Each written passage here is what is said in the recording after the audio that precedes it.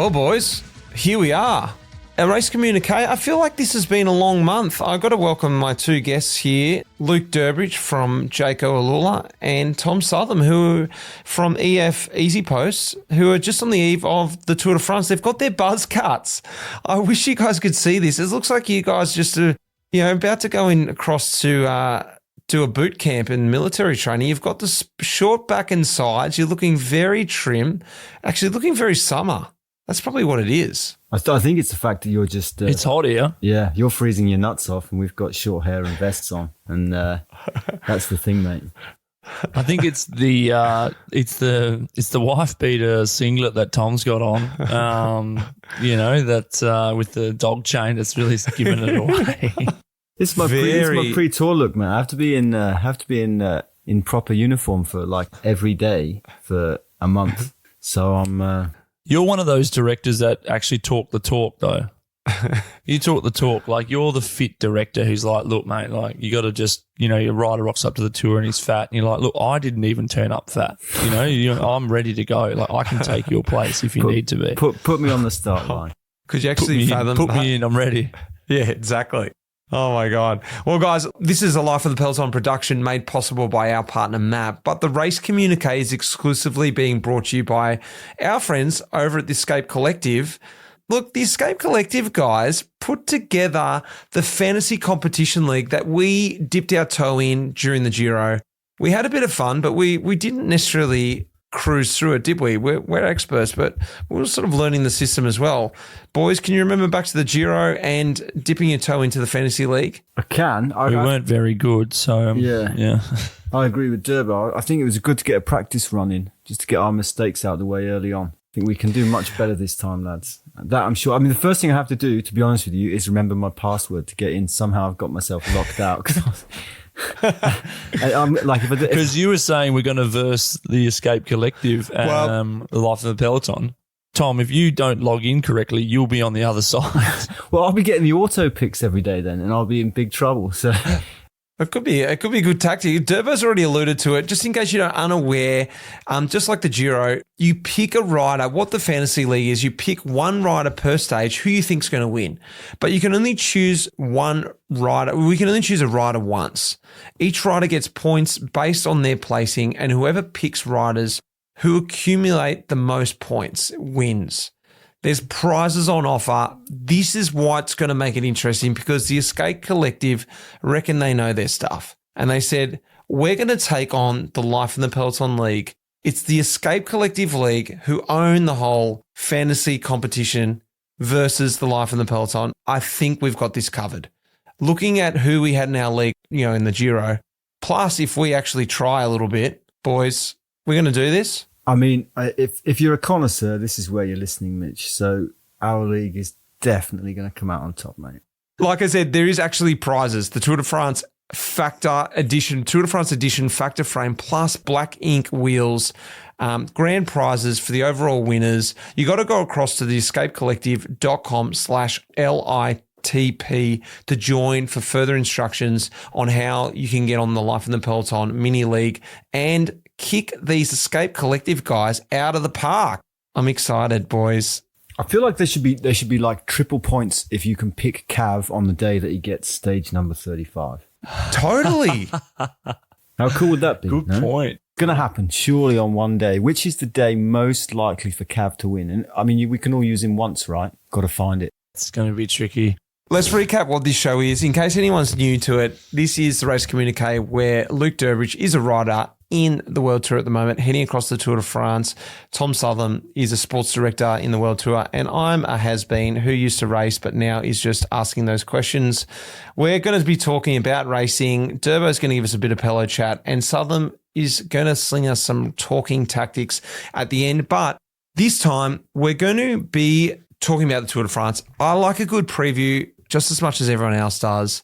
This is what we're going to do in this week's Race Communique. Before we kick off, I want to have a shout out to Peloton Legal over there in WA, Durbo, right from around the corner of you. These guys are a legal firm who are all interested in everything outside of what they do as well. They're interested in being active, riding, running, playing tennis, playing golf. This is an environment that you want to work in because they understand that having your best on the ground involves doing stuff outside of, practicing legal stuff. Derbs, over there in WA, you guys run a good Peloton. Yeah, we run a good Peloton. We run a tight ship there. So, yeah, I mean, why not just get your legal advice there as well? I mean, there's actually not much I can say bad about WA. So if they're from WA, that's enough for me, sign me up. Well, let's get into this. Let's crack in. Should we talk about my segment now, racing? I want to do a really quick wrap up of racing. And look, I know some of these races have got a bit of date on them. We're talking about the Dauphiné, talking about Tour de Suisse, Slovenia, and the Nationals that just happened now. The reason why I want to talk about these races in the month of June mean so much for the big parade that's just about to happen, the Tour de France. Let's rewind back to the Dauphiné. Primož Roglič took it out. Matteo Jorgensen was second, and Derek G was in at third. For me, standout performance from that race was Alexander Vlasov. In the sprints, we had Mads Pedersen, Magnus Cort, and Sam Bennett was back up there again, which was good to see. Remco Evenepoel. Coming out of that race, boys, quick comment. For me, the standout for me was Jorgensen. What he was able to do there really gave me hang on. Didn't think this guy was going to be able to do 3 weeks. I loved what he was doing there. For me, the kink in the armor was Roglic. That last stage really put a question mark on him heading to the Tour. I was at the Dauphiné, and from what I actually went home with COVID actually on the day of the TT, unfortunately, so I didn't really get to see the true mountain stages. But from what I saw, which was curious, was Remco's an absolute weapon when it comes to the TT. No one's really going to touch him at the Tour. I mean, I'm even thinking Pogačar, Jonas, Remco's just deadly. But when it comes to going into the mountains, I mean, he did fall apart quicker than I had expected. And I mean, I know he's had his crash and his injury and he's going to be better at the Tour, but for a full squad behind him for the Tour, I don't think going to go the distance. But with Bora, which was really interesting, they have such a strong squad. We know how good Jai Hindley can be over 3 weeks. Vlasov, as you mentioned, Roglic. I know Roglic sort of faltered the last day and just held on, but they've got 3 options there and it's pretty bloody strong. So, yeah, I mean, from what I saw at Dauphiné, guys are ready, but are still coming back after that. That Bass crash has really been the talking point for this sort of lead up. Everyone is pretty much that whole GC group we talk about, other than Pogačar, got wiped out on that crash, and they're all taking their time to come back. Obviously, Rogelic's bounced back probably the quickest. He won Dauphiné, but with Remco in that crash, Jonas in that crash, Roglic, a lot of those guys are still coming back. So another couple of weeks, be interesting to see what happens at the start line of the Tour. Yeah, I mean, for me, the Dauphiné, the big story was Derek G. I mean, the fact that he just managed to finally absorb all of those breaks and all the TSS from the Giro last year. And basically now he hasn't touched his bike since then. And now it's basically all of a sudden a contender. GC contender. Yeah. That's all you have to do. Just do 1 Giro in the break every day. And then you're going to pop up good from that. So, yeah, great race.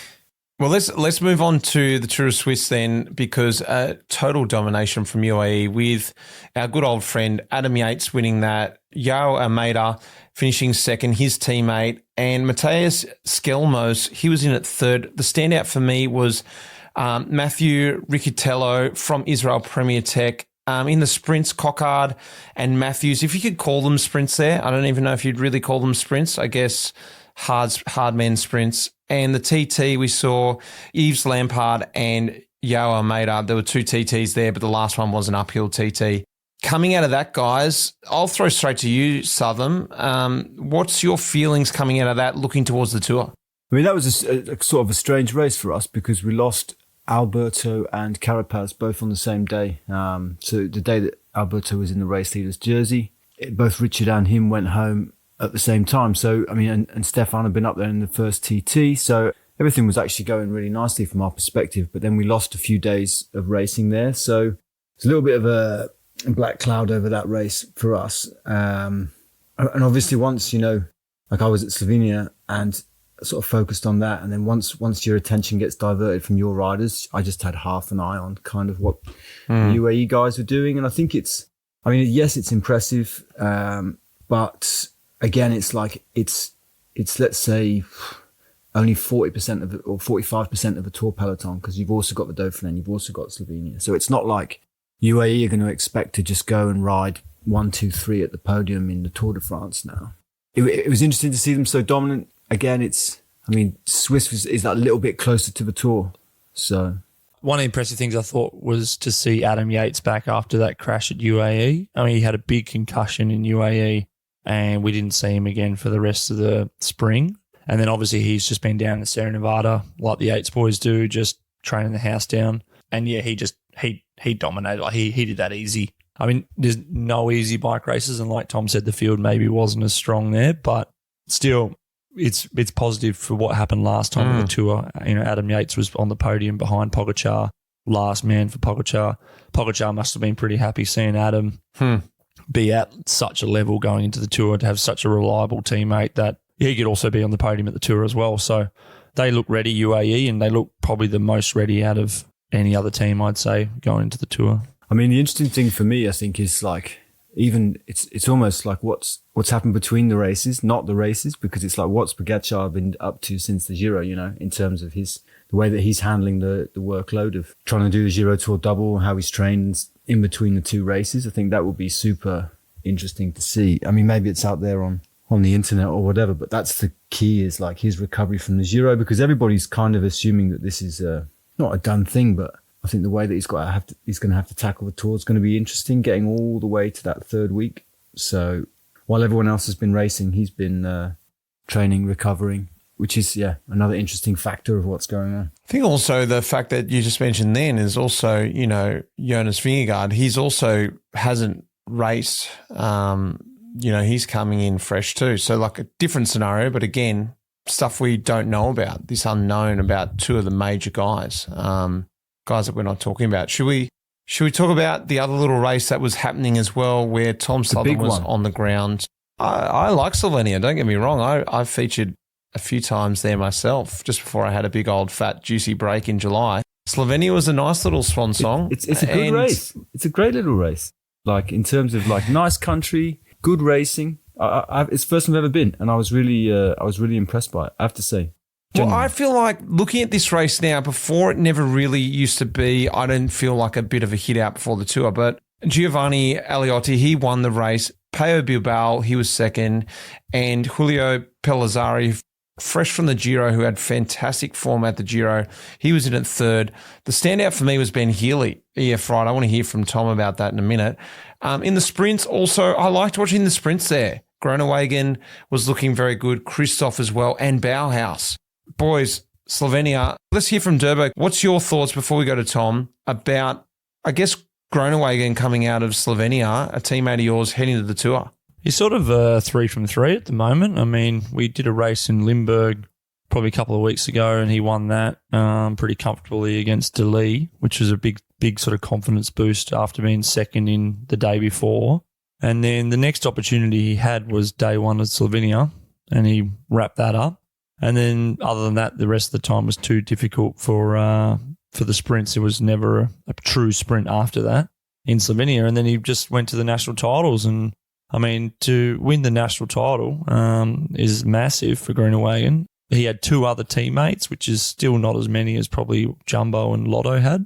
And he wrapped that up and won that. So he's coming in with some sweet form, a few little changes in his training. I think he's doing a lot more sprints now. Maybe he's not climbing as well as he was last year, but who cares? When he gets to the finish, he's rapid. He put away Olav Koy in the Nationals. So for us, we're very excited about how he's coming in, and he's, you know, all those sprinters, all they need is a bit of confidence, you know, and once they get that confidence going, it's pretty good. Has he got his jersey made yet? When's that going to come? Friday, Thursday's team presentation. Mate, it's going to be tight. We just changed we got full new kit this year for the Tour. So bloody EF has ruined everyone. You know, they do all those special releases for Tour now. Everyone's jumping on board. You know, on the bandwagon, boys. Nightmare. Man, we've got two national titles. We've got to get the jerseys made. I was like, when the results were rolling in, I was just sat there laughing about all these poor guys having to come. Like, oh God, jerseys to make. Like, and like, it's not like you can just make a jersey, right? You have to make the full road suit now, and it has to be legit. You can't just throw one together with some Lycra, you know? Oh yeah, it has to be like fast and fitted, and with all the million alterations the riders have. Yeah. Tell us, Southam, Slovenia on the ground. Ben Healy was on fire there. What was the feeling there? Ben had come to the race like, he'd come from a good training block. But, he's had his eye on the Tour all year, as sort of like a normal progression from where he was last year. Did the Giro, won a stage there. Obviously wants to go to the Tour, so a lot of his year has been sort of focused around that. And Slovenia was a nice sort of course for him. We gave him carte blanche to try for the GC, which was all going to be determined on the long sort of climbing stage. And unfortunately, he had a bit of an off the day before, and I think he was sort of just suffered a little bit from that. So came out of the stage 4, I think it was the penultimate stage, a bit disappointed. And then we hatched this plan to let's just give it everything on the last day, pop someone in the break, see if Ben can get across to it from quite far, actually. I think it was 60 Ks to go he went. It was one of those things in the car. It's like he went and it was all working out. He came back from the break to get him, and then he got to the break, and it's just had these moments when you're like, it's not quite got the gap yet. It's not, this isn't quite, not sure that, you're hanging at 15 seconds, and then you can see the bunch, like the gap's gone out, and then they start to think and reorganize. Because at one point he had Bilbao with him, and Bilbao actually sat up and went back to the bunch. Ben is like, if he gets caught now, it's kind of, with most guys, once they've made that effort, when they do get caught, it's over. It's like, that was a chance.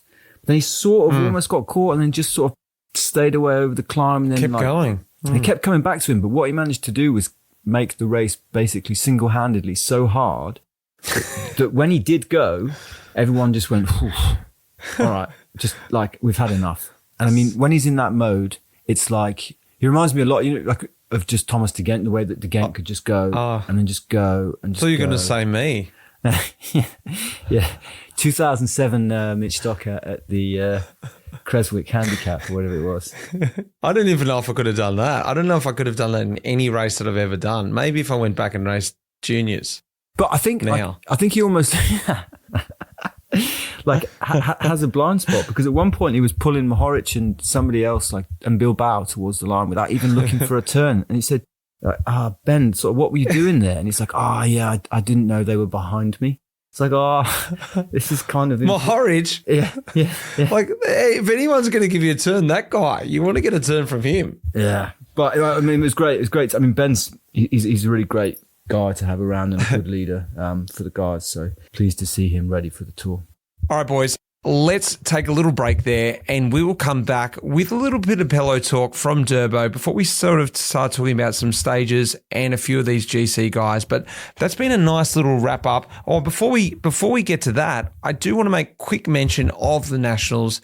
Not that this changes much about the Tour de France hopefuls, but it just sort of, it's nice to recap on who's been doing well in their own championships. I love this time of year because you flick on the race on that Sunday and there is a million races on, and you can just sort of watch all the results roll in or catch a bit of racing. Our good friend Mike Woods takes the Canadian champs out. Alberto Bettiol wins the Italian champs. Durbo's already mentioned about Groenewegen winning the Dutchies, and Arnaud Delis takes out Jasper Philipsen in the Belgian champs. They're sort of the four that I sort of stood out to me.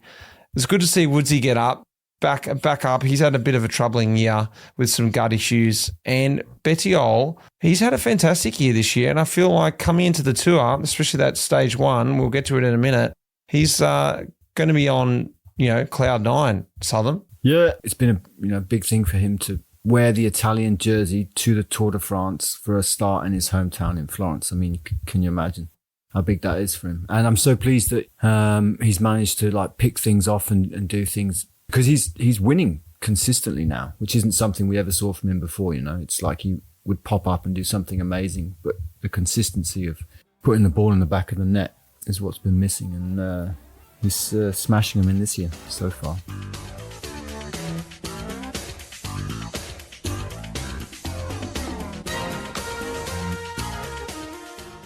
All right, guys, we're here with Pelo Chat today.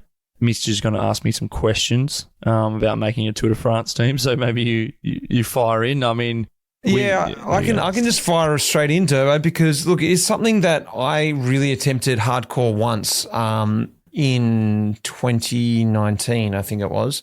Really sort of went, I'm going to get asked this question for the rest of my life. Do I ever ride the Tour de France? How about I actually try and make the tour? I didn't make it that year. But I went full gas for it, and it was a plan from the start of the year, which it often is for riders. It doesn't just pop into your head at the last minute. Oh, I might ride the tour next month. That's a good idea. Hey, guys, Southam, is there any spots left in the tour? Do you reckon I can ride that? It's a big process. Durbo, having ridden, how many tours have you ridden, actually, off the top of my head? This is number 10. 10. I was going to say 9. 10 tours. So maybe it doesn't apply to you as much anymore, but I think it does. What I want to ask you is, get inside a rider's head making a tour team. What are the stresses around that? And I'm talking about the physical stresses. How far out does the planning go?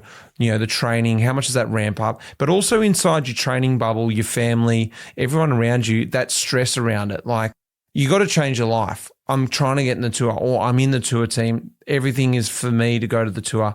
Tell me about making a Tour de France team. Well, I think, was it 2013? I remember watching Froome. That was the first time they had the Champs-Élysées under lights. It was pretty late. I remember watching it, and I actually went and watched a few stages down near Andorra, and I was already pro. I was second year pro at that time, and I thought I got to go. That's where I want to go next year. That's what I got to go. And I think I remember calling Matthew White, and just said, look, what do I got to do to try and make the tour team next year? Whitey was he at the tour then? He was at the tour. When you called him? No, it was when he got back. It wasn't that night. He was in the car. Like, I'm busy right now. Whitey's important. I'm busy. It's important, mate. Fucking Neo Pro's calling me. How's the audacity on the Neo Pro? Telling Whitey what I want to do. But I think it was more, I had got a lot to thank for Whitey for that, because he gave me a lot of experience early on when I probably maybe wasn't up for it. Like, I was doing a good job, but maybe I wasn't like at Tour de France level, but he sort of thought that I would be. So he kept giving me the chance pretty early on. I did the Giro, and it was pretty crazy. If you think about third year pro, I did the Giro, and then I did a good job there. And Whitey's like, yeah, mate, just keep training and keep your head on after the Giro. We might need you for the tour. And I'm like, okay, sweet. So, yeah, and then I got that phone call the week out from the tour. After I'd done, I might have done Tour of Swiss. It was a pretty big block, and then he's like, "Yeah, we're going to take you to the tour," and I just was like, could not believe it. I was just beside myself, like it was just one of these overwhelming emotions. Like, I don't know if I'm ready. And then we went to the UK, and I mean, other than probably Copenhagen, it's probably the most people we've ever seen at a bike race. And talk about getting overwhelmed in your first Tour de France is like race through Yorkshire with about 2 million people on the side of the road. And I was just like, but then once I'd done that, I was like, this is the big show. This is the big show. And it's stressful, and it should be a hard team to make. And it should be like sort of obsessed about for months at time to try and get ready for it. But like, because it is the big show, that's what it needs to be. I think it shouldn't be easy, and you shouldn't take it for granted. So once I do the classics, regardless how the classics go, I have about a couple of weeks off. And then I go, right, let's go, let's get ready. And that's the goal, to make sure that I'm in the best possible shape, probably by the Dauphiné, because if you're not in good shape at the Dauphiné, you won't get selected for the tour, especially in my role. Like, I need to be solid. So I'm always in good, solid shape at the Dauphiné. And then got the phone call a couple of days ago from Whitey.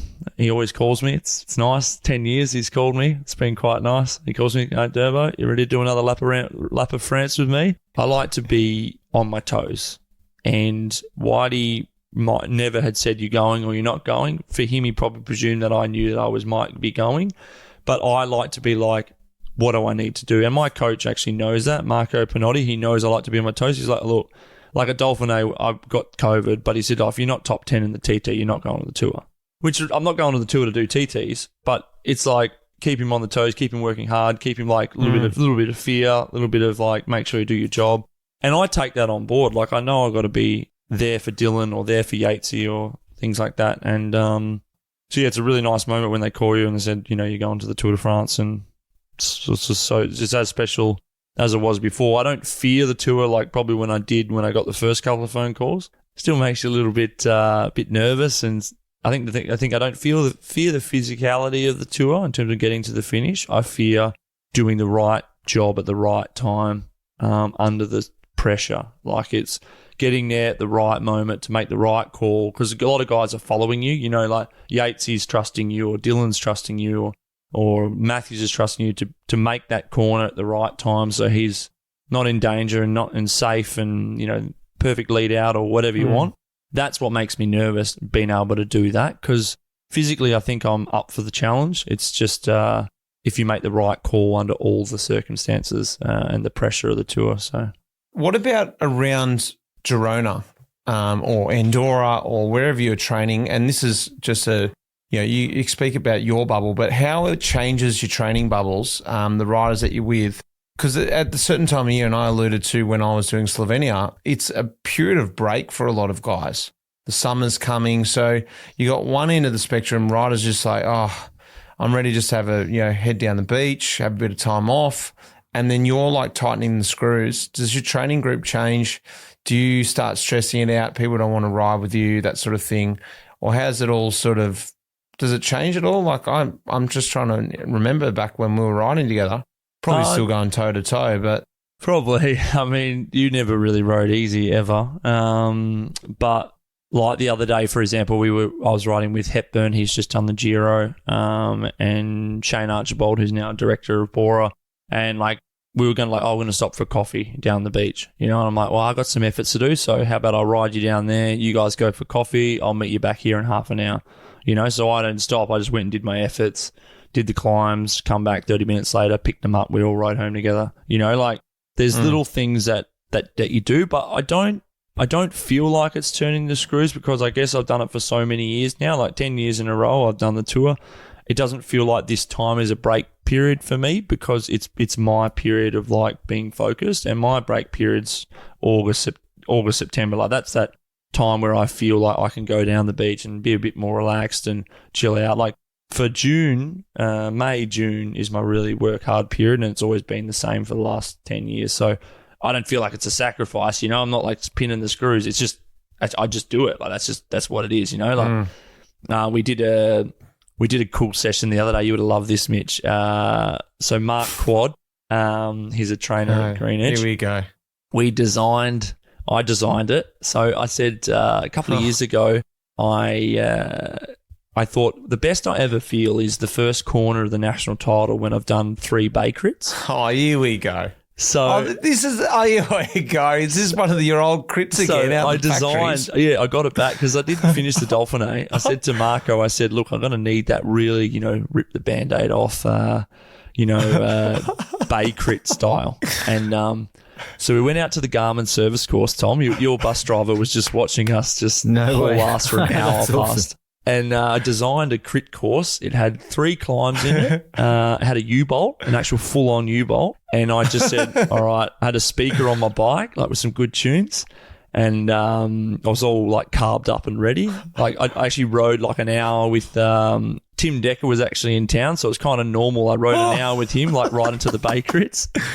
And then he just... You're nuts. Tim goes to me. Tim goes, oh, can I come watch? I'm like, sure. So Timmy's on the side of the road, and Quaddy just destroyed me for an hour, full-on crit style. So yeah, I did my... Mate, I could have got all the staff from the tour out to watch for you. I could have got... If you'd told me, I could have got the whole... Mate, they were there. Could have they couldn't understand what was going on. We were just flying past the service course every 5 minutes. But yeah, so that's the thing, like, I realize how hard you have to be and like sharp and ready for the tour, and you got to respect it. You definitely got to respect it. But one thing I will say is that when you mentioned the riding group, being with like on race at Dauphiné, that is just all you talk about.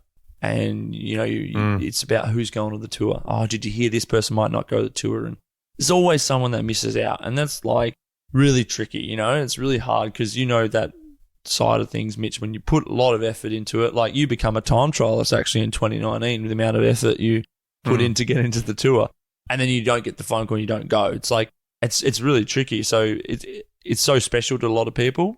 And if you were to be like, yeah, I'm going, which I've seen a lot of guys like that, eventually they don't go anymore because they just took it for granted. You got to not take it for granted. You got to work just as hard. You never go on until you get your plane ticket. That's sort of the way I always treat it, you know? Well, let's talk about some riders that are going and give us a bit of a top 5 pick. I think it's interesting to have a quick talk about Froome's top 10. Chris Froome isn't going to the Tour de France this year, but he did a pretty good article on the Escape Collective that I caught an eye over leading into this podcast.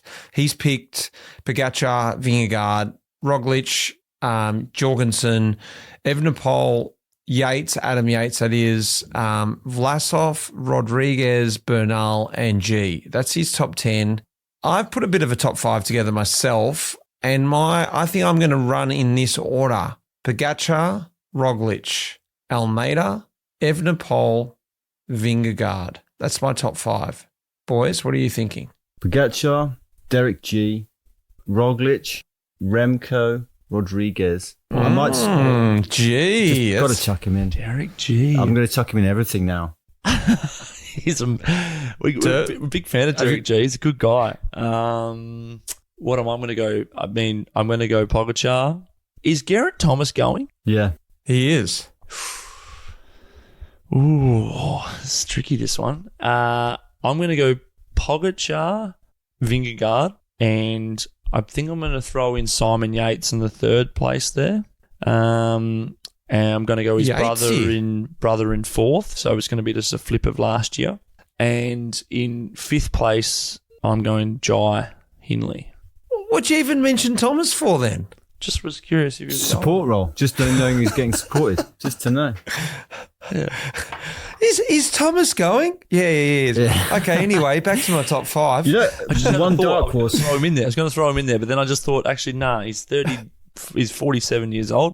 He can't back up. 38. He's going strong. The dark horse I want to chuck in is Bernal. I reckon he's the dark horse for top 5. Just one. That's a good point, yeah. Probably like more serious than my semi-serious Derek G, second on the podium on the Champs-Élysées, which I'm going to leave there. But my dark horse, I think I'm going to put Rodriguez in there. I just like him. I think Ineos is going to back him. And Thomas, who is on Life in the Peloton last week, Durbo, if you'd listened and caught up to date, you would have heard that he is riding the Tour. I had Big G on there. He mentioned that he's really happy to be in the supporting role and going to support Rodriguez as a dark horse. What about you, Turbo? They're all pretty proven GC guys. I just think you can't really counterweight. Like, is Primoz a dark horse? You should have said Jai is your that would have been a good dark horse. Yeah. But he's already won the Giro. He's not. They're all non-dark horses. Jai, but he's going in as a supporting role. You can't change. So who's your 5th then? Will doesn't mean he gets removed. Like Derek G's your dark horse, Tom. No, he reckons G's going to finish 2nd. Obvious favourite. Okay. So who's your dark horse? Jai. So who's in your top 5? Thomas, put him in there. Go on. Geraint Thomas is in 5th then. Yeah. Oh, right. Hard bargain.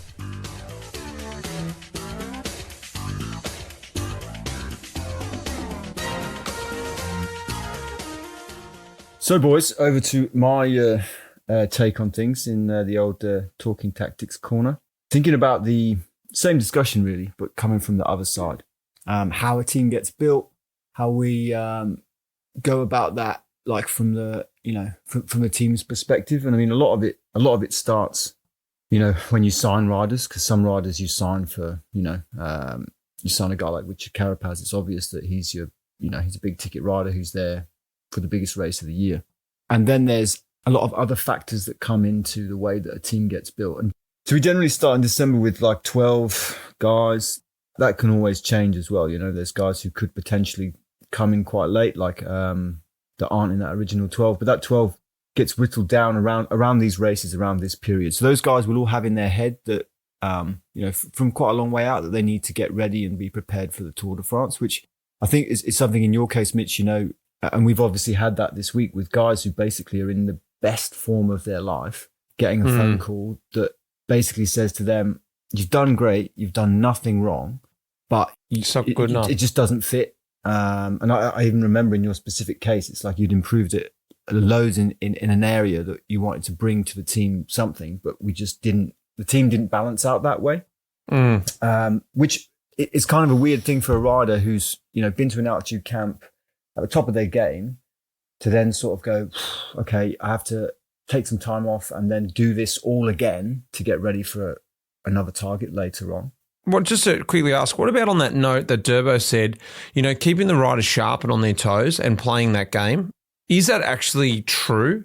Or is that just something we build up in our minds as riders that, these guys are playing with my balls, they're really just trying to keep me guessing the whole time. Is that an element of it? Like if you say to a rider in January, hey man, you're in the tour. Don't worry about anything. I know you're going to be good. Just lock yourself in from there. But you're like, nah, that's a bad tactic. We need to keep this guy on his toes until a week before the tour. I mean, certainly in our case, it's not something we've done in past years. In general, the things that come into it around this period, because it is like, is form, sickness, crashes, team composition, character, and then commercial as well, which realistically, it's a part of our sport. But I think it's more a case of a team waiting till you've got the most amount of information on all of those things I've just reeled off to make the decision, because you never want to have to undo it. So if you say to a guy, you're going to the tour, and then you have to call him and say, oh, actually, you're not going to the tour. That's worse than not knowing and then finding out you're not going. It's really delicate. I mean, there's guys Ben Healy, for example, would have had a pretty good idea that he's going to ride the Tour de France, and then he would have got a phone call. You have a group of riders who are elevated on kind of a different plane. So it's like, okay, what do we want to do at this race? Are we going with a sprinter? Are we going with GC? Are we going for stages? What does it look like? Who needs to help them? Kind of like you'd build a football team, It's like, here's your striker, midfield. You have to build it up, and then so that it all is all based on what's our best chance, what's our leader going to do, what does success look like for your sponsor ultimately.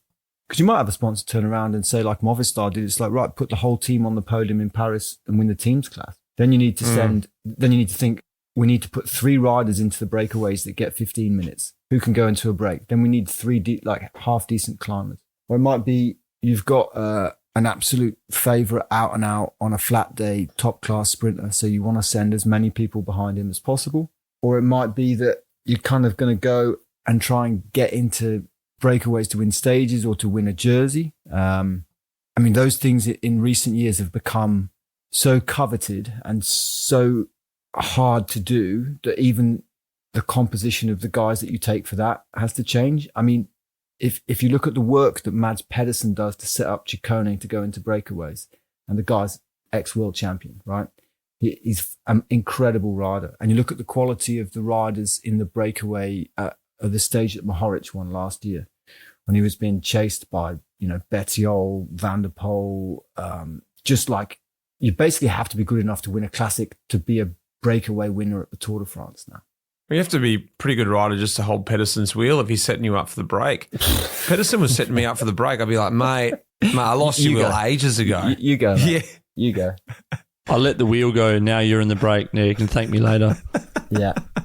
So there's a whole, it's all this big, from a team side, it's this big complicated puzzle that you have to put together. And it's hard for the riders because they want to know earlier, but you also want to give yourself as much space as possible to make the right decisions, because you've got to stick by those decisions and live by them. And I think we always complain about the selection and we're like, oh, this is just that we should know earlier. But like you guys it's no one in your situation, Tom, I can imagine you don't want to call someone to say they're not going to the tour. That's like one of the hardest phone calls you have to make. So you want to, like you said, you want to be sure, and that's just part of the game. Like a lot of guys eventually don't want to do the tour anymore because actually could be a month, a 2-month game of are you going or are you not going, and it's not a nice feeling because you're trying to, like altitude camps, you're giving everything to go to the tour, and you're like, I don't want to play this game anymore. I just want to know, in February I'm doing the Giro, I'm prep for that, or in March. I'm doing the Vuelta. I can just prep for the Vuelta. I'm going there 100%. So it's the way it's got to be, but it doesn't make it easy for both sides of things. But I don't think most teams are leading people on to keep them motivated. I don't think that's how it goes. It's just they don't really know. The only thing I've come across like in that sort of way would be that we had a rider in mind that we hadn't told, because we thought the best thing for him would be to not say he was being considered, you know? So it would be someone who, it wasn't on their original program. They've popped up and they've done really well in recent races, but you don't want to freak them out saying, oh, if you keep going, you're going to go to the Tour. So you just like leave them there going well, let them do their thing. And then, you know, because guys often also receive not a surprise, like you did in your first year, Durbo, when you weren't, you know, it's like, probably Whitey had it in his head for a long time out that you were going to ride. But I think as a third year pro, if he'd said to you, right, you're going to do Giro Swiss Tour, your head would have fallen off as soon as you heard that. So you might do it a little bit the other way to kind of protect someone, and then you hope that they succeed enough to justify that decision. But you don't want to set people up to fail, you know. I think it's an unenviable thing to have to do. I mean, I don't do it. Charlie does it, you know. And he calls the riders who aren't going before he calls the ones who are going, you know, because it's a hard thing to do, and nobody wants to get that call. I genuinely don't envy doing that job. Well, let's talk about the stages. And look, obviously we can't talk about every stage in this little podcast, and there's a million other podcasts that review it. So we're going to take a bit of a different angle. I've just picked out a couple of stages from each week and just want to hear your opinion of it, because you guys will be there racing or doing the racing in the car or on the bike. A lot easier where I am, mate. I can tell you. Not really doing the racing, Mitch. Durbo's doing the racing. I'm watching the racing. Come on. You got to, you still got to make the calls, mate. You still got to make the wrong calls and pay for it. Get ignored. Stage one. Well, like I know it's an obvious thing to say. We cannot ignore this, and not starting with a TT or a prologue. This is a brutal, hard stage. Look, it's got climbs all over it. 3,500, closer to 4,000 meters of altitude, 206K to start the Tour de France. You know, I think 4 times Cat 3s, 3 times Cat 2s. There's a lot of climbing out there. The last climb's 26K to go. Durbo, thoughts about this? What are you feeling? Have you even thought about this yet? No, I definitely thought about it. I started to, once I got the phone call saying I was definitely going, I started to do a bit more research. How I feel about it, I feel pretty good about it because last year I'd say was the hardest start of the Tour de France we'd had in a long time in Bilbao. This is harder, but the stress levels are lower. One of the hardest things to do is a sprint stage in Copenhagen. That was filthy. You know, it's so the sprint jersey, when the yellow jersey's up to grab on the first bunch sprint, is one of the most gnarly experiences you'll do. Half the bunch already know they're not contested. Half the bunch will sit up. There'll be the GC guys. There'll be guys testing themselves. But, you know, even the climbers, they love it. And, like, honestly, no one's fighting for position into the bottom of the climbs, like not sprinters doing this. Like, it's a bit stressful because it's the first stage of the tour. And then, bam, straight away, stage one, there's hierarchy. There's form. There's people that have their position in the bunch. Yeah, it's good. There's already a GC guy already off GC because he's come in underdone. So, yeah, it's just like, for me, the good first couple of days of the tour this year are hard, and I think that's really good for safety, stress, everything. Hey, well, I forgot to mention, it's actually in Italy. It's starting in Italy. First 3 stages are in Italy, starting in Florence. I want to fast forward to stage 9, still in the first week.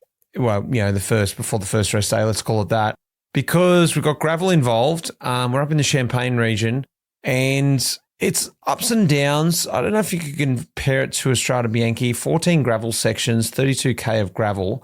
It looks like a bit more of a sort of rolly, I don't know if I can say that, but just a bit more of an up and down sort of gravel stage. I've got no idea what the gravel roads are like around there. Southam, have you got any intel into this stage? I'm sure you've been looking into it.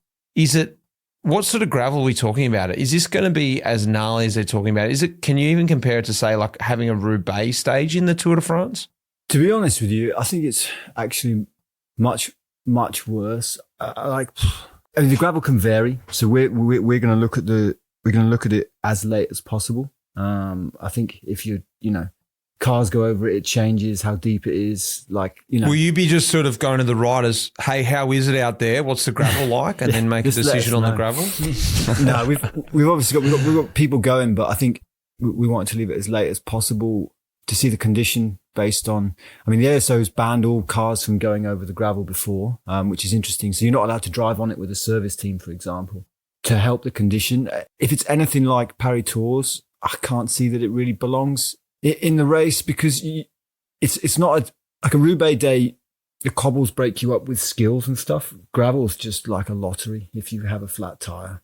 Are you going to change like equipment? Are you guys running bigger tires? Yeah. So we've got the Flanders set up for that. The only risk that day, it's not a particularly hard day. The risk is someone is from the GC is going to have a flat tire, and it's going to be really rubbish for them.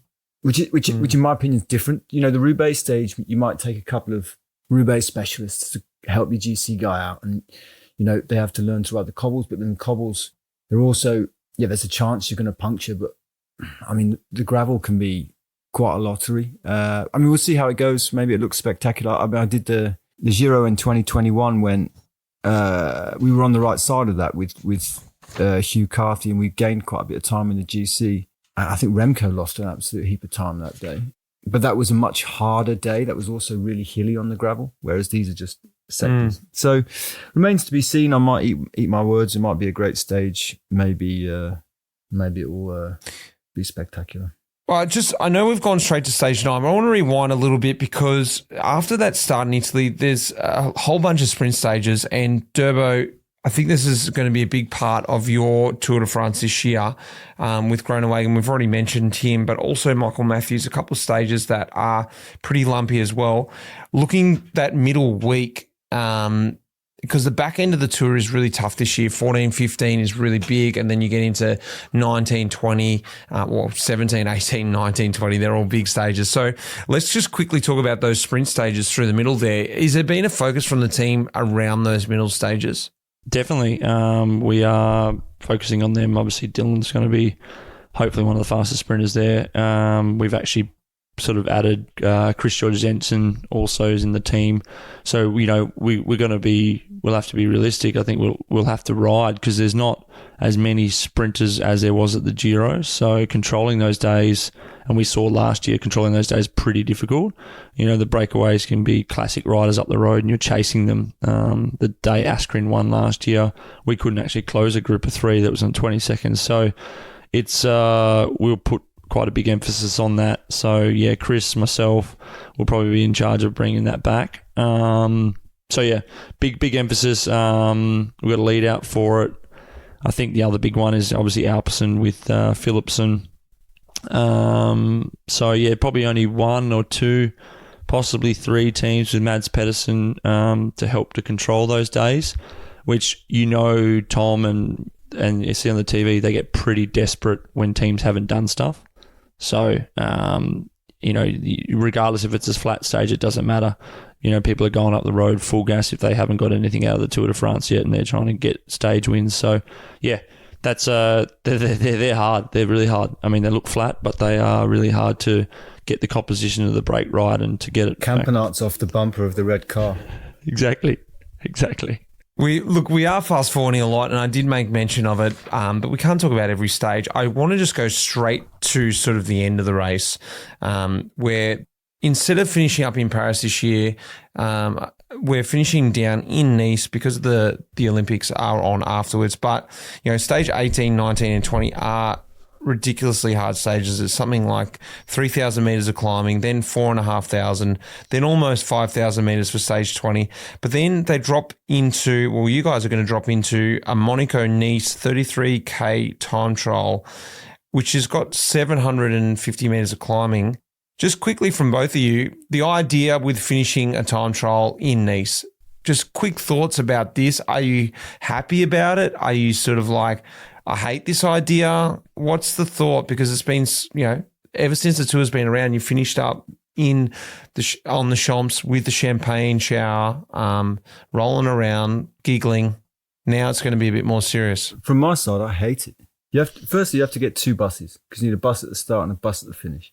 Secondly, you got people all over the place. Thirdly, it's like so many guys in the race will not be in the race, you know, but you can't just like cruise a TT. Imagine getting eliminated. You know, it's like, it's just horrible in so many ways, in my opinion. To finish, I could understand a Nice Nice TT, you know, like big boulevard. I mean, it's still not as good as a Nice circuit race, but a Nice TT would be fine. Short, sharp, kind of like, you know, exciting. But this is like a proper. This is a stage 20 TT. That's what it should be, not a stage 21. Could have done a hot dog, Durbo. Yeah, I'm ready to go. Hot dog I'm ready to go. Should we get into the Communique quiz and wrap this thing up? Because I know you boys have got to head to the tour. I've got to get some sleep. I am flying out in less than 12 hours. So let's get this Communique quiz happening.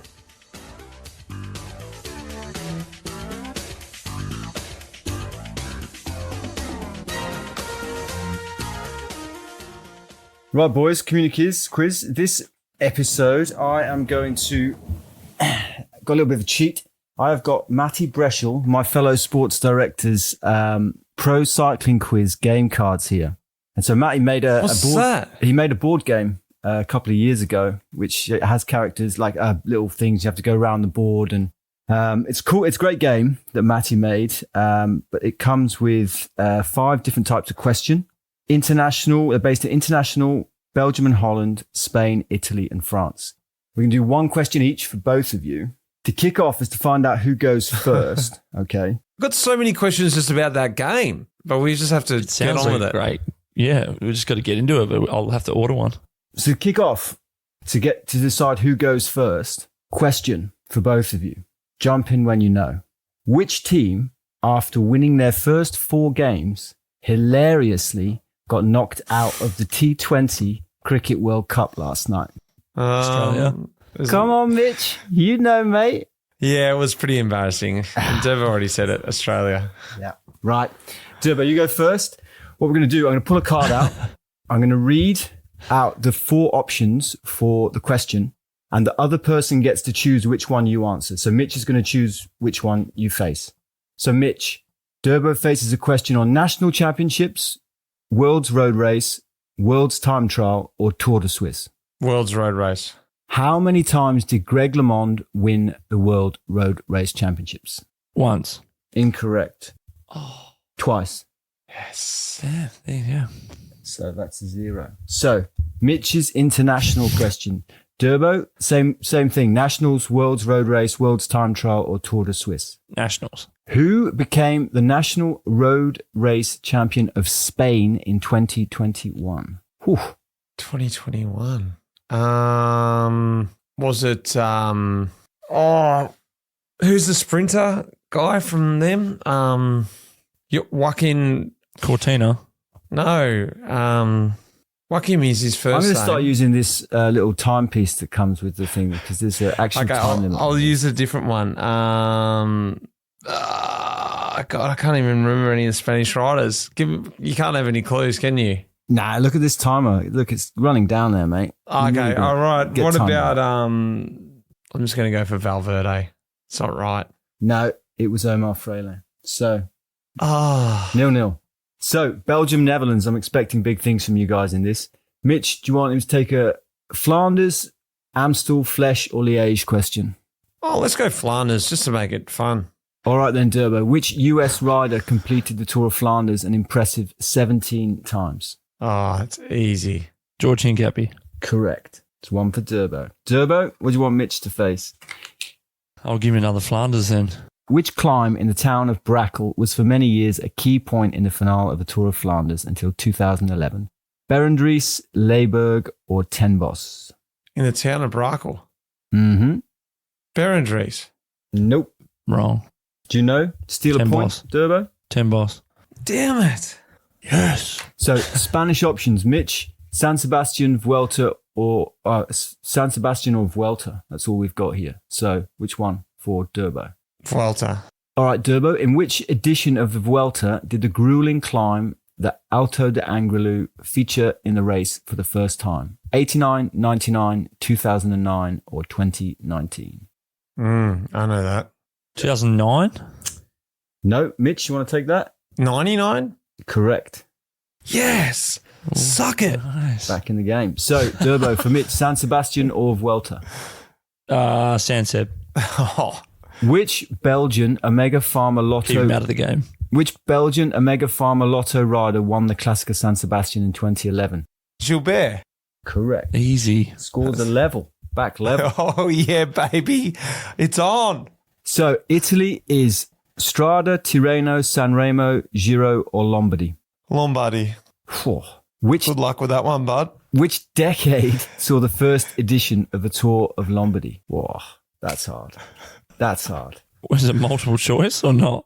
All right, I'll give you multiple choice. 1890, 1900s, or 1910s? Tens. 1900s, 1905. Oh, that's a good guess, Seb. I wouldn't have had no idea. So, Lombardy is so Durbo old. for Mitch, Strada, Tirreno, Sanremo, Giro, Lombardy. No, Lombardy then. Stitch ya. Oh, jeez. Matty really went to town on Italy. Historically, Italy has taken the vast majority of victories in the Tour of Lombardy, but how many times did an Italian win the race between 2010 and 2020? 210, 220. 4 times? Incorrect. Twice. Both times were Vincenzo Nibali. Nibali.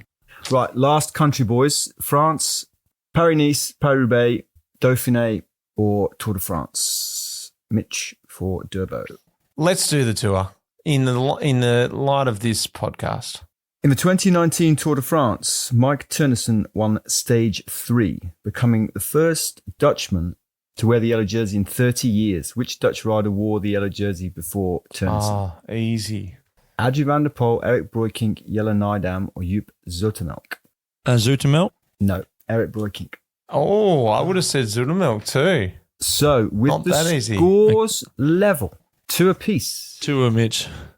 Tour for Mitch. Name 3 Italian Tour de France winners. Moser. Francesco Moser. Incorrect. Moser never won the tour. I get to jump in then, do I? To win the game? Wait, Pantani. Can I get 2 then? You got Pantani? You can still get 3. I'm not going to see if you can get 3. Nibali. 2. Pantani. Yeah. And didn't say it. Fausto Masnada? No way. What about I'm so bad. I've forgotten his name. Who's the most It's pretty handsome poor. Italian rider? It's pretty poor that you can't remember this name. I feel like disqualifying you just for not remembering this name, Rich, to be honest with you. Oh God. This is an absolute travesty for cycling, for this podcast, for the Tour de France, for Italy. Can I get it to win? Yep. Get it to Okay, win. go. Copy?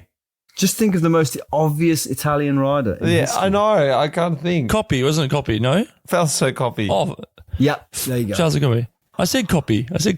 Did you say it Oh. before he did? Yeah, he did. Yeah. Yeah, I said it before. I said I copy. couldn't. There you go. My brain cells are too Durbo dead. wins All right. 3-2. Mitch goes out. Very So you- poor. Easy. That's a good one Right to lose before. because this is the first time we're actually going to see you, Mitch, and the beers are actually on you for the whole Tour de France now. So whenever Durbo or I run into you, which is the first time all year it could actually have happened, it's your shout, mate. Well- So I'm happy to shout inside the village. Let's do it at the town. The free beers. free chicken wings. Boys, it's been a pleasure. I can't wait to catch up with you in a couple of days. So let's do it then. Nice. Look Thanks. forward to it. Good travel, boys. And Thanks, boys. See you in a couple of see you days. soon. That iconic music in this episode was composed by none other than the legend Pete Shelley. Cheers, mate.